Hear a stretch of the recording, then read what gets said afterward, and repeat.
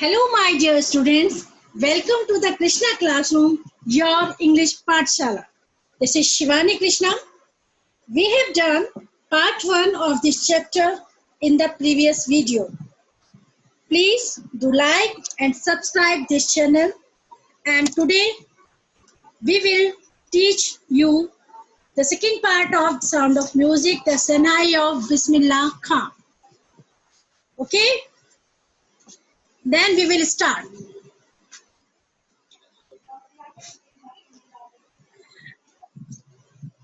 I think you know very well these instruments. Today we will discuss the instrument of शहनाई. हम आज जो discuss करेंगे, जिसके बारे में पढ़ेंगे वो है शहनाई. शहनाई के बारे में पढ़ेंगे. शहनाई, अगर think of the shehnai, and the first thing you will probably imagine is a wedding or a similar occasion or function. The next would probably Ustad Bismillah Khan, the shehnai maestro playing this instrument. अगर हम कभी बात करते हैं शहनाई के बारे में, imagine भी करते हैं, तो हमें क्या चीजें हमारे माइंड में आती हैं? वेडिंग हो या फिर उसके ही सिमिलर कोई ओकेजन हो या फंक्शन हो, और उनसे रिलेटेड हमें किसकी बात याद आती है, किसका नाम याद आता है? उस्ताद बिस्मिल्लाह खां का. उस्ताद बिस्मिल्लाह जो हमारा चैप्टर है उसमें उस्ताद बिस्मिल्लाह खां जी के बारे में बताया है. The lesson presents the biography of India's illustration son Bismillah Khan, a man who has risen from the rank of an ordinary class. The author traced the humble origin of the legendary Shehnai maestro, who neither boasted of any royal background nor any great educated or powerful family. बिस्मिल्लाह खां जी जो थे वो बहुत simple family से belong करते थे. उनकी life के बारे में इस चैप्टर में बताया गया है. जो हमारे ऑथर हैं, जो हमारे नरेटर हैं, उन्होंने शहनाई मास्ट्रो होता है वादक. ओके, वादक जिसकी कोई रॉयल रेजिडेंस नहीं था, रॉयल पृष्ठभूमि नहीं थी, जिसकी बहुत जो रैंक थी वो बहुत ऑर्डिनरी थी. उनके बारे में, उनको किस तरीके से उनको एजुकेशन मिली, किस तरीके से उन्होंने अपने फ्यूचर को बनाने के लिए क्या क्या स्ट्रगल किया, उसके बारे में इस चैप्टर में बताया गया है. तो फिर हम लोग स्टार्ट करते हैं this chapter. Okay. Emperor Aurangzeb banned the playing of a musical instrument called pungi in the royal residence, for it had a shrill, unpleasant sound. Pungi became the generic होता है एक ऐसा नाम जो किसी ग्रुप या क्लास के द्वारा दिया जाता है, right? For raided noise makers. Few had thought that it would one day be revived. A barber of a family of professional musicians who had access of the royal palace decided to improve the tonal quality of the pungi. Okay.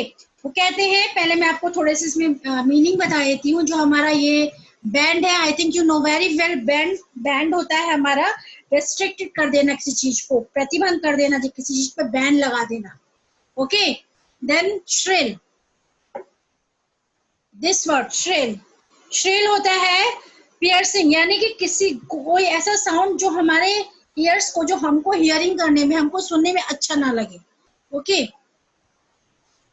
Generic मैंने आपको अभी बताया कि एक ऐसा generic name, एक ऐसा name होता है जो किसी ग्रुप के द्वारा या फिर क्लास के द्वारा दिया जाता है. अब हम इसमें बात करते हैं कि जो हमारे एम्परर थे औरंगजेब, उन्होंने बैन किया हुआ था किस चीज को? पुंगी को. उन्होंने पुंगी को इंस्ट्रूमेंट से बैन किया हुआ था, क्योंकि जो उन्होंने किया था रॉयल रेजिडेंस में, कि रॉयल रेजिडेंस में कभी भी पुंगी नहीं बजाई जाएगी, उस इंस्ट्रूमेंट का यूज नहीं होगा, क्योंकि जो उसका साउंड था वो उनको बहुत अनप्लेजेंट लगता था, श्रिल लगता था. पुंगी जो था, उन्होंने एक जेनरिक नेम था. अभी मैंने आपको बताया जेनरिक नेम, दैट मीन्स किसी ग्रुप द्वारा दिया गया नेम. जेनरिक नेम था और उसको उन्होंने नॉइज में क्या नहीं शोर बनाने वाला लगता था, इसलिए उसने उनका नाम पुंगी रखा। Few had thought that it would one day be revived. अब बार बार लेकिन उन्होंने सोचा कि कभी भी इसको हम रिवाइव करेंगे, ठीक है। A barber of a family of professional musician who had access to the royal palace decided to improve the tonal quality of the pungi. कुछ लोगों ने सोचा भी, ये कहते हैं few had thought, कुछ लोगों ने सोचा भी कि हम इसको दोबारा से रिवाइव करेंगे। रिवाइव्ड होता है किसी चीज को दोबारा से पुनः जीवित करना, ओके। एक नाई थे, एक बार्बर थे जिनका रॉयल फैमिलीज में आना जाना था। उनको बेरोक में वहां आ जा सकते थे, उनको कोई रेस्ट्रिक्शन नहीं थे वहां आने के लिए। तो उन्होंने डिसाइड किया था किस चीज का, कि पुंगी की जो क्वालिटी है, जो उसके टोन है, उसमें इम्प्रूव करने का। He chose a pipe with a natural hollow stem that was longer and broader than the pungi. वो कहते हैं कि उन्होंने क्या किया, उन्होंने एक सिंपल सा क्या लिया है, एक सिंपल पाइप लिया, उसमें उन्होंने पुंगी से थोड़ा सा लंबा चौड़ा बनाया, उसको लंबा चौड़ा पाइप लिया, और इस पाइप पर कितने होल किया उन्होंने, 7, and made 7 holes on the body of the pipe. उस पाइप पर उन्होंने कितने होल किए, 7 होल किए। When he played on it, closing and opening some of these holes, soft और melodious sound were. उसमें से उसको क्या लगा, जब उन्होंने उसको पाइप में लंबे चौड़े पाइप को लिया, उसमें 7 होल्स किए, उन जो होल्स में को वो बार बार बंद और खोलने लगे, और जो उसमें से साउंड निकला वो इतना सॉफ्ट और इतना सुरीला था, जो सबको बहुत ही, जिसने बहुत सबको अट्रैक्ट किया। He played the instrument before royalty and everyone was impressed. सबसे पहले वो इंस्ट्रूमेंट कहाँ बजाएगा, शाही उसमें रॉयल में शाही जगह पे बजाया गया, और वहां पर सभी जितने भी वहां लोग थे, रॉयल पर्सन्स थे, वो सभी उससे इम्प्रेस्ड हुए। The instrument so different from the pungi had to be given a new name. इसलिए इस जो यंत्र था, यंत्र बोलेंगे या फिर इसको इंस्ट्रूमेंट को शाही जो दरबार था उसमें उन्होंने क्या कहा, बजाया गया, वहां पर सभी लोग प्रभावित हुए, और इसका नाम इतना भिन्न था कि उनको लगा कि हमें इसको न्यू नेम देना चाहिए, इसको पुंगी को। As the story goes, since it was the first played in the Shah's chamber and was played by a nai, the instrument was named the shehnai. इसकी स्टोरी इस तरीके से है कि जब फर्स्ट टाइम पुंगी को, इस इंस्ट्रूमेंट को, पुंगी को नहीं, इस इंस्ट्रूमेंट को बजाया गया, वहां कहाँ बजाया गया, शाह के चैम्बर में, ओके। और किसने बजाया, एक नाई ने, एक बार्बर ने। तो शाह के चैम्बर का फर्स्ट वर्ड शाह और नाई, तो उसका नाम पड़ गया शहनाई, ओके। तब से हम लोग उसको कॉल किया शहनाई। The sound of the shehnai begin to be considered auspicious. Auspicious promise करते हैं उसको, promising to bring good fortune, okay. वो कहते हैं कि अगर हम किसी उसको प्रॉमिस करते हैं उसका फॉर्च्यून, उसका फ्यूचर सेव करने के लिए, तो वो कहते हैं कि जो शहनाई का जो साउंड था, शहनाई का जो साउंड था, वो इतना हिंदी में बोलेंगे तो शुभ, इतना शुभ लगता था सबको कि वो सब कहाँ पर शुरू कर दिया उन्होंने। And for this reason it is still played in temple and is an indispensable component of any north Indian wedding. Indispensable होता है without which a piece of work can't be done, कि उसके बिना वो काम कंप्लीट ही नहीं होगा, ओके। तो वो कहाँ पर बजने लगा, टेम्पल्स में और नॉर्थ इंडियन वेडिंग में। नॉर्थ इंडियन वेडिंग शहनाई के बिना कंप्लीट ही नहीं मानी जाती। In the past the shehnai was part of the naubat और traditional ensemble of 9 instrument found at royal courts. वो कहते हैं कि जो ओल्ड एज में जो शहनाई थी उसको शाही दरबार में कितने 9 इंस्ट्रूमेंटों के जो एक पारंपरिक जो क्लस्टर होता है, जो समूह होता है, उसमें से एक भाग उसको बनाया गया। अभी तक जो था till recently it was used only in temple and weddings. Recently तक वो कहाँ use होती थी? Temples में और weddings में.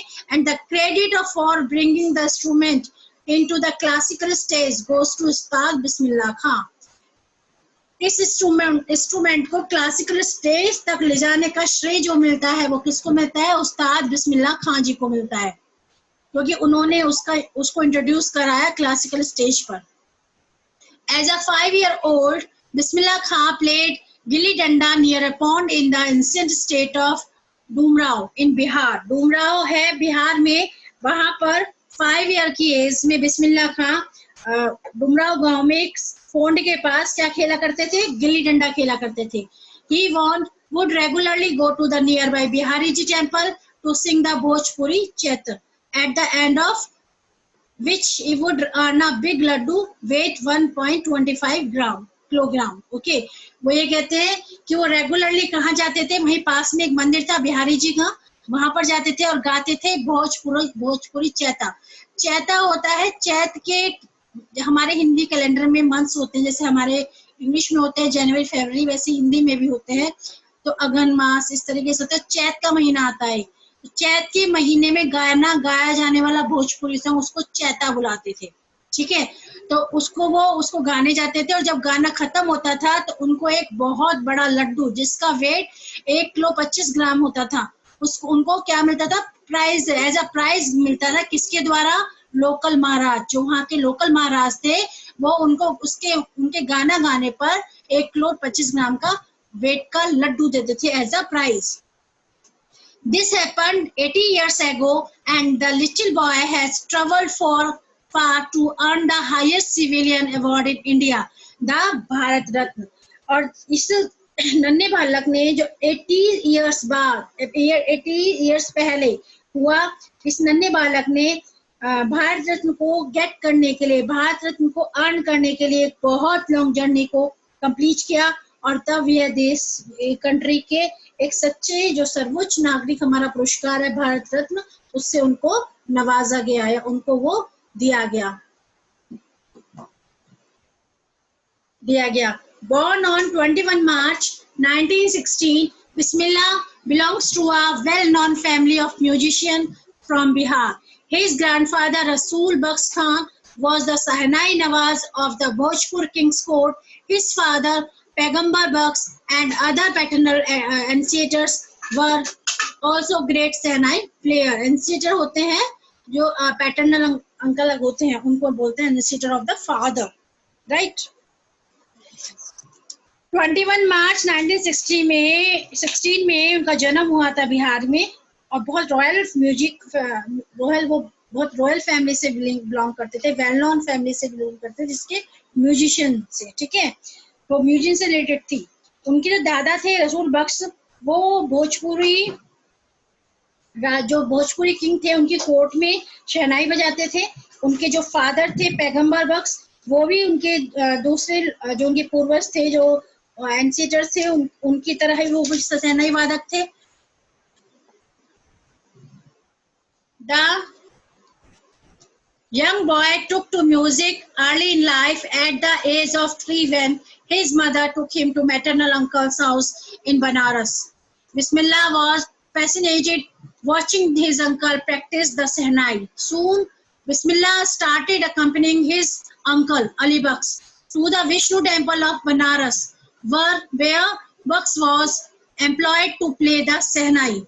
Ali Bakhsh would play the Sahnai and Bismillah would sit captivated for hours on end. Slowly he started getting lesson in playing the instrument and would sit practicing throughout the day. कहते हैं कि जब वो young थे तो अपने life में उन्होंने म्यूजिक को अपना लिया था. और 3 वर्ष की जो एज थी, जब उनकी 3 वर्ष की एज में जब उनकी मदर उनके मामा जी के घर उनके लेकर गई, कहाँ पर? बनारस में.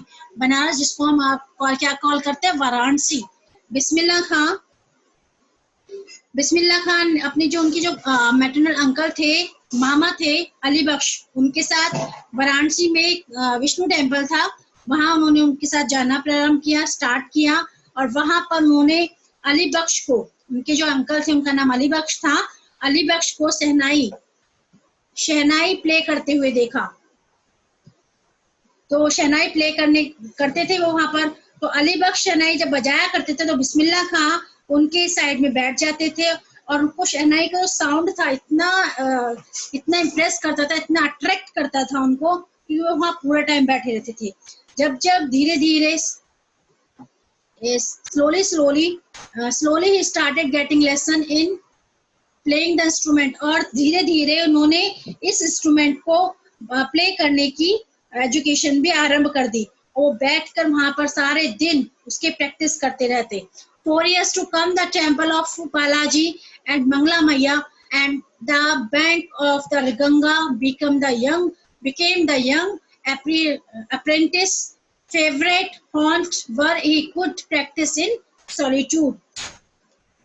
वो कहते हैं कि जो आगे के जो वर्ष थे उनमें बालाजी का जो मंदिर था, टेम्पल था, मंगल मैया का जो टेम्पल था, और गंगा जी का जो कॉर्नर था, किनारा था, उसके तट पर जितने भी यंग लोग थे वहां पर सीखने के लिए आने लगे। जो वहां पर एक बहुत अच्छा उन्होंने प्लेस उसको बना लिया, और वहां पर वो बिल्कुल साइलेंटली एकांत में बैठकर क्या करते थे, प्रैक्टिस किया करते थे। Ganga ji, the flowing waters of Ganga inspired him to improvise the invent tracks that were earlier considered to be beyond the range of the Sehnai। वो ये कहते हैं कि गंगा जी की जो जल था, जब जल प्रवाहित होता था वहां पर, तो वो उसे बिना किसी भी तैयारी के, बिना कंसिडर कर उसको जल्दी से उसको कैच कर लेते थे, और जो उनके राग होते थे उसको हैंड टू हैंड उसका इन्वेंट कर देते थे अपने राग को। और उस इन्वेंट करने के लिए जो प्रेरित करते थे, वो क्या करते था, प्रेरित गंगा की प्रवाहित जल, और जिन्हें पहले शहनाई से प्रथम अलग कर दिया गया था, वो लोग वो चीजें इनको इंस्पायर करने लगी। ठीक है। At the age of 14 Bismillah accompanied his uncle to the Allahabad music conference. At the end of the recital, Ustad Fayaz Khan patted the young boys back and said, "Work hard and you shall make it." With the opening of the All India Radio in Lucknow, 1938, came Bismillah Khan's big break. He soon became an often heard Shehnai player on radio। 14 year की as में बिस्मिल्लाह खां अपने जो maternal uncle थे, जो मामा जी थे, उनके साथ कहाँ गए, इलाहाबाद गए, जहाँ पर म्यूजिक की एक कॉन्फ्रेंस थी, वहां पर गए। म्यूजिक की कॉन्फ्रेंस के में जब लास्ट में जब वो फिनिश हो गई, उसमें उस्ताद फयाज खां थे। उन्होंने इस जो यंग बॉय की, यानी कि बिस्मिल्लाह खां की पीठ थपथपाई, पीठ को टैप किया और उनसे कहा कि work hard and you shall make it, कि वर्क हार्ड करो और तुम इससे अच्छा कर सकते हो। सन 1938 में बिस्मिल्लाह खां को एक बहुत बड़ा ब्रेक मिला ऑल इंडिया रेडियो में के खुलने पर। बिस्मिल्लाह खां को एक बड़ा अवसर मिला वहां पर। उन्होंने शिगरी रेडियो पर शहनाई मास्ट्रो, शहनाई वादक के रूप में प्राय सुनाए जाते थे। लेकिन जब वो ऑल इंडिया रेडियो स्टार्ट होता था तो वहां सबसे पहले क्या चलता था, बिस्मिल्लाह खां जी की शहनाई की आवाज चलती थी। When India gained independence on 15 August 1947, Bismillah Khan became the first Indian to greet the nation with his Shehnai. He poured his heart out into Raag Kafi from the Red Fort to an audience which included Mahatma Gandhi and Pandit Jawaharlal Nehru, who later gave him famous Tryst with Destiny speech. जब हमारा India 15 अगस्त 1947 को free हुआ था, उसको freedom मिली थी, then बिस्मिल्लाह खां उन्होंने nation के लिए शहनाई द्वारा अभिनंदन करने वाले, शहनाई द्वारा वेलकम करने वाले फर्स्ट इंडियन बने। उन्होंने लाल किले पर अपना जो राग कफी था, ऑडियंस को अपना दिल उड़ेड़ दिया। उन्होंने जब अपना वो राग कफी वहां सुनाया तो सारी ऑडियंस वाह वाह करने लगी, जिसमें महात्मा गांधी, पंडित जवाहरलाल नेहरू भी शामिल थे। जिन्होंने बाद में जो अपनी स्पीच दी, ट्रस्ट विद डेस्टिनी स्पीच दी, उसमें भी उसका जिक्र किया। Okay, Bismillah Khan has given many memorable performances both in India and abroad. His first trip abroad was to Afghanistan, where King Jahir Shah was taken in by the maestro that he gifted him priceless Persian carpet and other sovereigns. The King of Afghanistan was not the only one to be fascinated with Bismillah music. Film director Vijay Bhatt was so impressed after hearing Bismillah play at the festival that he named a film बिस्मिल्लाह खां। बिस्मिल्लाह खां उनके लिए जो foreign यानी कि abroad और Indian अनेक उनकी memorable उनकी performances थी जो वहाँ फॉरेन्स में भी होती थी, और जिनका फर्स्ट फॉरेन राउंड था वो था अफगानिस्तान का, जहाँ वहाँ के किंग थे राजा जहीर शाह। उन्होंने शहनाई के मेस्ट्रो पर इस कदर इम्प्रेस हो गए कि उन्होंने अपना अनमोल पर्शियन कारपेट होता है गलीचा जो बहुत सुंदर था, उनको एज अ गिफ्ट दिया, एज अ प्राइज दिया, उनको एज अ शानदार उपहार भेंट किया। बिस्मिल्लाह खां के जो म्यूजिक था उससे केवल अफगानिस्तान के किंग ही नहीं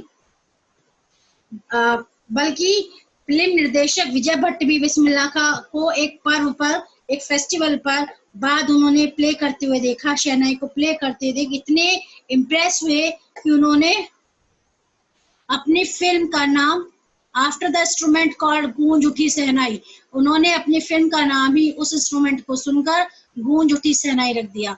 the film was hit and one of the Bismillah Khan's composition, और वो फिल्म बहुत हिट हुई और उसमें बिस्मिल्लाह खां की कंपोजिशन को भी रखा गया। दिल का खिलौना है टूट गया turned out of to be a nationwide chart buster। वो कहते हैं कि उन्होंने एक दिल का खिलौना टूट गया, एक ऐसी नेशनल रिकॉर्ड बना, नेशनल रिकॉर्ड को तोड़ने वाली प्रूव हुई फिल्म जगत में, पूरी फिल्म इंडस्ट्री में। इस विशाल सफर सक्सेस के बाद जो बिस्मिल्लाह खां संगीत के बहुत संगीत के केवल बहुत उन्होंने सिर्फ 2 ही पिक्चर्स को साइन किया, एक तो गूंज उठी शहनाई, 2 विजय भट्ट गूंज उठी शहनाई एंड विक्रम श्रीनिवास कन्नड़ा वेंचर, ये है सनादी अपन्ना। ये थी आपकी सनादी अपन्ना, ये फिल्म जगत में उन्होंने सिर्फ 2 ही मूवीज की, एक गूंज उठी शहनाई और Kannada film Sanaadi Appanna. Okay, and वो जोर डालकर कहते हैं कि मैं फिल्म जगत के बनावटीपन, उनको जो क्या लगता था वो बनावटीपन लगता था वहां पर। वो कहते हैं कि I just can't come to terms with the artificiality and glamour of the film world, he says with emphasis. वो कहते हैं कि मुझे इस फिल्म जगत, जो फिल्म इंडस्ट्री है, उसके बनावटीपन, उसके आर्टिफिशियलिटी और चकाचौंध में बिल्कुल काम नहीं कर सकता मैं। ये किसके वर्ड्स थे? बिस्मिल्लाह खां जी की। Award and recognisation come thick and fast. Bismillah Khan became the first Indian to be invited to perform at the prestigious Lincoln Center Hall in the United States of America. बिस्मिल्लाह खां को बहुत से prices मिले और उनकी जो recognition थी बहुत तेजी से बढ़ने लगी। बिस्मिल्लाह खां फर्स्ट ऐसे इंडियन थे जिन्हें royal Lincoln centre hall America में म्यूजिक के फंक्शन के में इनवाइट किया गया था। उन्होंने He also took part in the World Exposition in Montreal, in the Cannes Art Festival, and in the Oscar Trade Fair. So well known did he become internationally that an auditorium in Tehran was named after him, Tahar Mosik उस्ताद बिस्मिल्लाह खां। वो कहते हैं बिस्मिल्लाह खां को बहुत से award मिले, उनकी जो recognition थी बहुत तेजी से बढ़ने लगी। बिस्मिल्लाह खां फर्स्ट ऐसे इंडियन थे जिन्हें royal Lincoln centre hall America में संगीत अपनी म्यूजिक की परफॉर्मेंस देने के लिए इनवाइट किया गया। उन्होंने वर्ल्ड एक्सपोजन मॉन्ट्रियल में, कैन्स आर्ट फेस्टिवल पर और सोका ट्रेड फेयर में भी पार्ट लिया। वे इंटरनेशनल स्तर पर इतने फेमस हो गए कि तेहरान के एक ऑडिटोरियम का नाम उनके नाम पर ताहर मैजिकी उस्ताद बिस्मिल्लाह खां रखा गया. National award like the Padma Shri, the Padma Bhushan and the Padma Bhushan and Padma Vibhushan were conferred on him. National awards जैसे कि उनको दिए गए राष्ट्रीय पुरस्कार जैसे पद्म श्री है, पद्म भूषण, पद्म विभूषण, सबसे उनको नवाजा गया, सारे उनको अवार्ड दिए गए. In 2001, Ustad Bismillah Khan was awarded highest civilian award, the Bharat Ratna, with the coveted award resting on his chest and his eyes glinting with rare happiness. He said, "All I would like to say is teach your children music, and that this is Hindustan, richest tradition. Even the West is now coming to learn our music." वो कहते हैं 2001 में उस्ताद बिस्मिल्लाह खां को भारत का सबसे highest civilian award जो है हमारा भारत रत्न, उससे भी उनको दिया गया, उनको अवार्ड दिया गया, भारत रत्न से भी नवाजा गया उनको. वो कहते हैं कि इस इनाम को, जो ये प्राइज उनको मिला, जो अवार्ड इनको मिला था, उन्होंने अपनी चेस्ट पर रखते हुए अपनी आईज में खुशी की, हैप्पीनेस की, उनकी आईज में एक चमक दिखाई दी. उन्होंने कहा कि मैं सिर्फ इतना ही कहना चाहूंगा, all I would like to say, मैं सिर्फ इतना ही कहना चाहूंगा अपने बच्चों से कि बच्चों संगीत की शिक्षा लो, संगीत की से एजुकेशन लो. यह हिंदुस्तान है, यहाँ की ट्रेडिशंस जो है बहुत रिचेस्ट है, बहुत धनी है. यहाँ तक कि जो वेस्ट के लोग हैं वो भी हमारा संगीत सुनने को यहाँ पर आ रहे हैं, इसलिए संगीत के education low. In spite of having traveled all over the world, Khan Sahab, as he is fondly called, is exceedingly fond of Banaras and Dhumrao, and they remain for him the most wonderful towns of the world. A student of his once wanted him to head a Shehnai school in the USA, and the student promised to recreate the atmosphere of Banaras by replicating the temples there. But Khan Sahab asked him if he would be able to transport River Ganga as well. Later, he is remembered to have said, "That is why whenever I am in a foreign country." वो कहते हैं कि जो हमारा क्या था, in spite of fond of God, वो कहते हैं कि विश्व की जो यात्रा करने के बाद उन्हें प्यार से क्या पुकारा जाने लगा, उन्होंने वर्ल्ड की यात्रा की. In spite of having travelled, उन्होंने विश्व की यात्रा की, वर्ल्ड की यात्रा की. वर्ल्ड की यात्रा करने के बाद उनको खान साहब के नाम से पुकारा जाने लगा.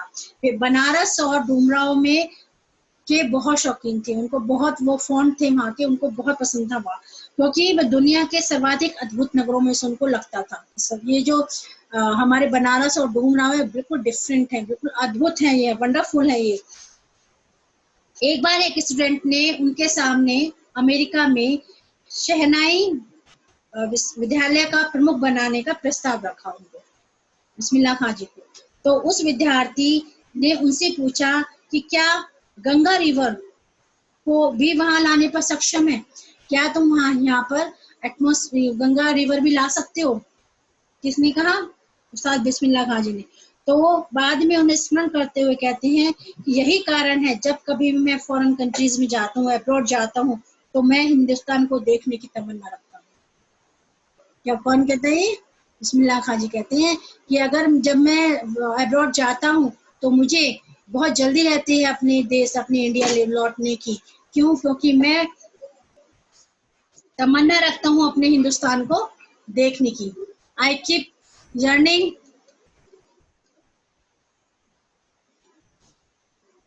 शेखर, इसमें वो कहते हैं Shekhar Gupta, when patriot partition happened, did not you and your family think of movie of Pakistan? वो कहते हैं जब उनका फिर वो जो कन्वर्सेशन होता है वो बोलते हैं, वो कहते हैं कि when partition, जब पार्टीशन हुआ तो क्या आप और आपके परिवार ने पाकिस्तान जाने के बारे में सोचा? उन्होंने कहा कि मूव करने की सोचा आप पाकिस्तान को. तो उन्होंने बिस्मिल्लाह खान ने क्या कहा? God forbid, leave Banaras. Never. I went to Pakistan once. I crossed the border just to say I have been to Pakistan. I was there for about an hour. I said namaskar to the Pakistanis and salam alaikum to the Indians. I had a good laugh. उन्होंने कहा कि अल्लाह भगवान, अल्लाह बोलते थे भगवान को, अल्लाह मुझे माफ करे, मैं बनारस छोड़ दूं? कभी नहीं। एक बार मैं पाकिस्तान गया था, उन्होंने कहा कि वन टाइम मैं पाकिस्तान गया था, मैंने बॉर्डर को क्रॉस किया और वहां यह कहने के लिए कि मैं पाकिस्तान में रहा हूँ, सिर्फ ये बताने के लिए कि मैं पाकिस्तान में रहा हूँ, मैंने बॉर्डर को क्रॉस किया और मैं वहां लगभग 1 घंटे रहा और मैंने वहां जितने भी पाकिस्तानी थे उनको क्या बोला, नमस्कार, और जब मैं भारतीयों को वहां क्या बोला, मैंने सलाम वालेकुम, और मैं खूब तेज हंसा। To see Hindustan while in Mumbai, I think of only Banaras and the Holy Ganga, and while in Banaras, I miss the unique मट्ठा of डूमराव। वो कहते हैं कि उस्ताद वो कहते हैं कि मैं स्मरण करते हुए कि यही कारण है कि जब मैं विदेश, वो कहते हैं कि जब मैं मुंबई में होता हूँ तो मैं केवल बनारस और पवित्र जो हमारी होली गंगा है उसके बारे में थिंक करता हूँ, और जब मैं बनारस में होता हूँ तो मुझे डूमराव के मट्ठे की याद आती है। मट्ठा जो हम लोग दही जमा के मट्ठा बनाते हैं, उस वो कहते हैं मुझे उसकी याद आती है। उस्ताद Bismillah Khan, life is a perfect example of a rich culture heritage of India, one that effortlessly accepts that a devout Muslim like him can very naturally play the Shehnai every morning at the Kashi Vishwanath temple. उस्ताद बिस्मिल्लाह खान का जो life है वो एक बाहर जो Indian classical विरासत के रूप में एग्जाम्पल है। एक व्यक्ति जो बिना एफर्ट के स्वीकार करता है, एक्सेप्ट करता है कि वो एक मोमडन है, वो मुसलमान है, और प्रत्येक मॉर्निंग में, एवरी मॉर्निंग वो काशी के विश्वनाथ मंदिर में स्वाभाविक रूप से अपनी मर्जी से शहनाई बजाना पसंद करता है। ओके, उस्ताद बिस्मिल्लाह खान सबको समझ में आया इतना? गुड। अब देखिए, डेट्स ऑल, ये चैप्टर आपका यहाँ फिनिश होता है। Okay, that's all. If you have any doubt, ask in comment section below. Okay, and don't forget like and subscribe this channel. Bye, enjoy, and good day, and have a nice day. Yes. Okay, ma'am.